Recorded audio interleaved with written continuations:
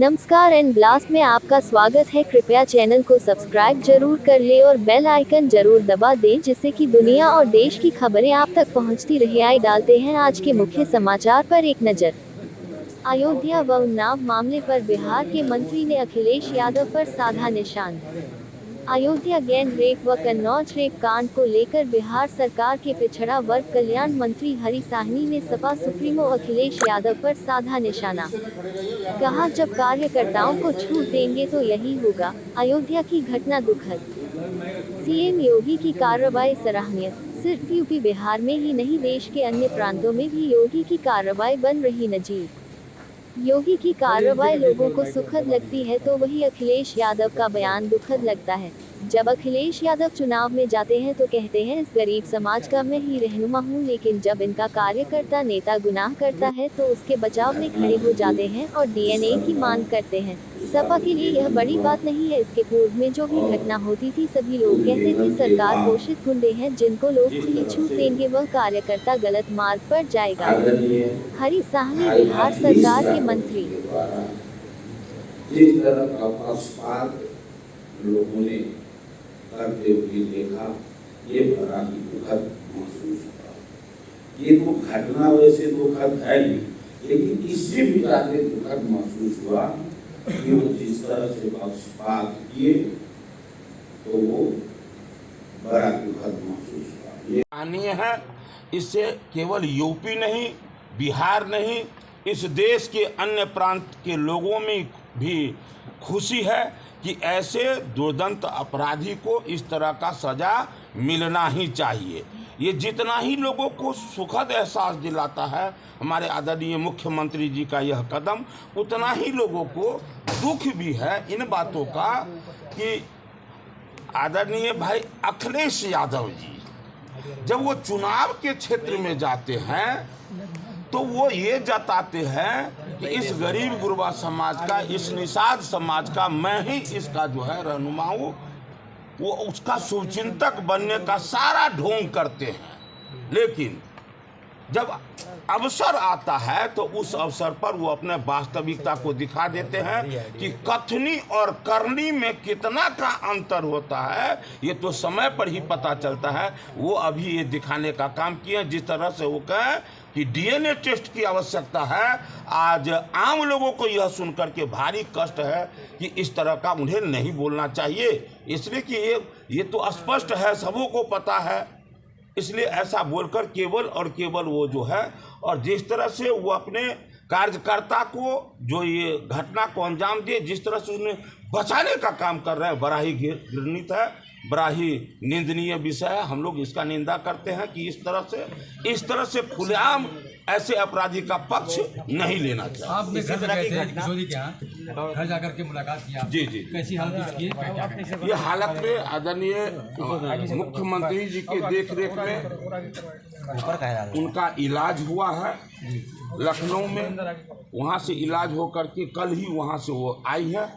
अब वो ठीक ठाक है, थोड़ा कमजोरी है लेकिन ठीक ठाक है। इसी तरह की घटना कन्नौज में भी हुई, वहाँ भी सपा नेता का नाम आ रहा है, अरेस्ट भी हो गए वो।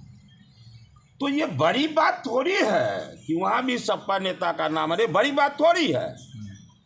आज जो आप किसी दूसरे से पूछेंगे, अपने दिल से पूछे, अपने दिल से पूछे कि इससे पूर्व में जो भी कुछ होता था, बड़े घटना को अंजाम दिए जाते थे, वो सब कौन हुआ करते थे, किनका कार्यकर्ता हुआ करता था? उस समय के सभी लोग कहते थे सरकार पोषित ये गुंडे हैं, ये सब लोग कहते। ऐसा नहीं है कि मैं बोलता हूँ तो मैं कह रहा हूँ, ये तो आम लोग कहते थे। इसलिए ये सामान्य बातें हैं कि वहाँ भी इस तरह के लोग घटना को अंजाम दिए हैं, ये सामान्य बात है। जिनको लोग खुली छूट दे देंगे अपने कार्यकर्ता को, तो वो कार्यकर्ता गलत मार्ग पर जाएंगे। जिस तरह बात की जाए मिर्जापुर में जो चुनाव होना है, उसको लेकर 10 सीटों पर चुनाव हो रहा है, क्या कहेंगे? देखिए, कहते हैं कि काठ का हंडी बार बार नहीं चढ़ता। जिस तरह से झूठ बोलकर पूरे यूपी में, देश में संविधान खतरे में है, आरक्षण छीन लिए जाएंगे, झूठ बोल करके वोट बटोरा गया है, गरीब गुरबा समाज का वोट लिया गया है। निश्चित रूप से इनके झूठ को जनता जाना है। फिर से जब अवसर आएगा तो एनडीए गठबंधन को लोग सम्मान करेंगे, पूरा आशा है, भरोसा है। और ये बात जरा सोचिए कि संविधान की बात करते, सभी लोग कहते हैं संविधान तो खतरे में तब पड़ा था जब श्रीमती इंदिरा गांधी जी के द्वारा जो उस समय में उनके द्वारा जो कदम उठाए गए थे, इमरजेंसी लगाया गया था, उस समय में तो संविधान नाम का कोई चीज था ही नहीं। देश के जो चौथे स्तंभ कहते हैं, उस देश के चौथे स्तंभ के साथ क्या हुआ था सब लोग जानते हैं। जो कांग्रेस के लीडर कहते थे वही जो छापने के लिए तैयार होता था, वही अखबार काम कर रहा था। तो ये तो उस समय में था। आप बिहार में देख लीजिए, लालू जी के उस समय में जब कार्यकाल था तो कोई भाजपा कोई दूसरी पार्टी ने ही कहा था जंगल राज, ये तो अदालत ने कहा था। क्यों कहा था? वहाँ रोड, नाला, सड़क, शिक्षा, चिकित्सा, लॉ एंड ऑर्डर सब कुछ समाप्त हो गया था। वहाँ तो 8 दिन 10 दिन में तो केस भी दर्ज नहीं होता था। और आज का एक एनडीए की सरकार है कि बिहार में आप देखे हैं कि वीआईपी के सुप्रीमो मुकेश सहनी जी के पिताजी का जो हत्या होता है तो 7 से 8 घंटा में वो वहाँ जो है, जो अपराधी जेल के अंदर होता है, इसका नाम है एनडीए की सरकार।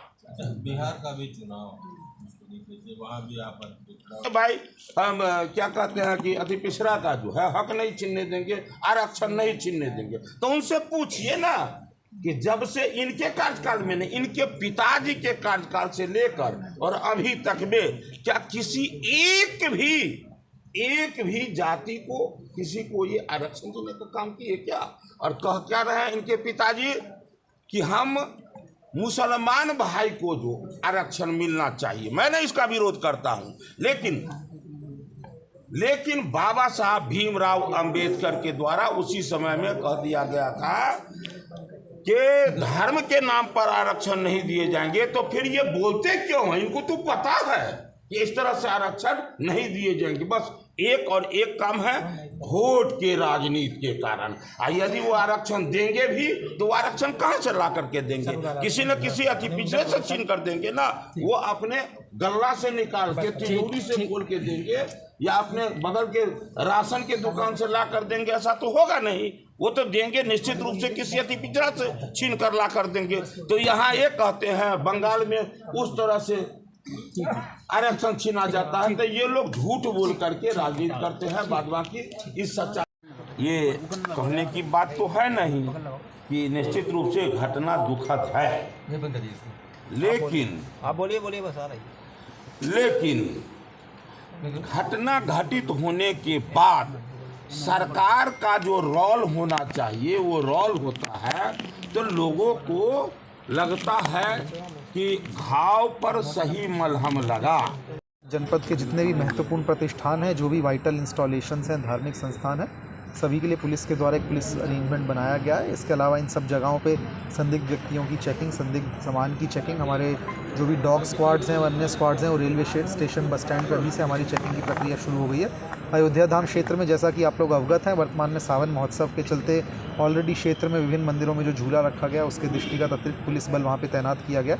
मुख्यालय से प्राप्त अतिरिक्त पुलिस बल, ट्रैफिक का अतिरिक्त पुलिस बल डिप्लॉय करके सुनिश्चित किया जा रहा है कि आने वाले सभी श्रद्धालु, अन्य लोग जो भी जनपद अयोध्या जी आ रहे हैं उनका एक सुगम अनुभव हो। ठीक है।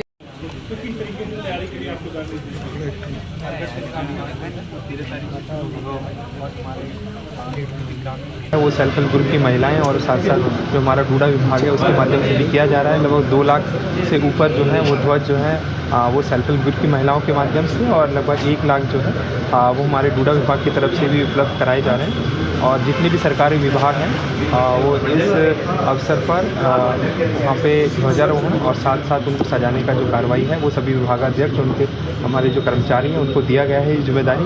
और साथ साथ क्योंकि कल 14 तारीख को विभाजन विभीषिका दिवस है तो उसकी भी जो गोष्ठी है उसके लिए भी हमारे जो अवध यूनिवर्सिटी है उसमें कार्यक्रम रहेगा। और उसके बाद बाद 15 अगस्त को माननीय प्रभारी मंत्री जी सूर्य प्रताप शाही जी जो है वो GIC हमारा जो कॉलेज है गवर्नमेंट का कॉलेज, वहाँ पे वो मुख्य अतिथि के रूप में उसमें प्रतिभाग करेंगे। और स्वतंत्रता दिवस के अवसर पर बहुत सारे कार्यक्रम जो होने हैं निर्धारित शेड्यूल के हिसाब से अलग अलग जो है प्रत्येक वर्ष की तरह बहुत अच्छे से धूमधाम से मनाने का वो कार्रवाई की जाएगी और उसके लिए संबंधित को निर्देश दिए जा चुके हैं। ठीक है।